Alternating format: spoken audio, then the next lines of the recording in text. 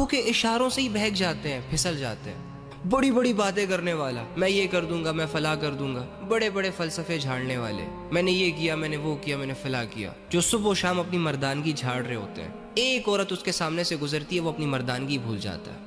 اس کے اندر کا شیطان اور اس کے اندر کی ہوس جاگ جاتی ہے, آنکھیں پھاڑ پھاڑ کے دیکھنا شروع ہو جاتے ہیں, اور کچھ لوگ تو شکلوں میں ڈوبنا شروع ہو جاتے ہیں. کیا ہو گیا اللہ کے بندو؟ انفارچونیٹلی آج کل کے لونڈوں کے پاس یہی سب کچھ رہ گیا کرنے کو. اور لڑکیوں نے اپنا سٹینڈرڈ کتنا لو کر دیا یار. مسلمانوں کی لڑکیاں اتنی ڈھیلی مزاج کی نہیں ہوتی کہ کسی کی بھی دو باتوں میں آ کے اپنی عزتوں کے سودے کر جائے. بڑی سخت مزاج لڑکیاں ہوتی ہیں. کہ لڑکیوں کی نا ایک دور میں ہیبت ہوا کرتی تھی, اگر کسی نکمے نٹھلے کے دل میں کسی لڑکی کو ٹریپ کرنے کا خیال آتا بھی نا, تو نمبر پکڑانے سے پہلے, پرپوز کرنے سے پہلے, نفس اور ہوس کا نشانہ بنانے سے پہلے 100 دفعہ سوچتا تھا. ڈر تھا اس کے دل میں کہ یار کہیں لینے کے دینے نہ پڑ جائے. لیکن آج کل کی لڑکیوں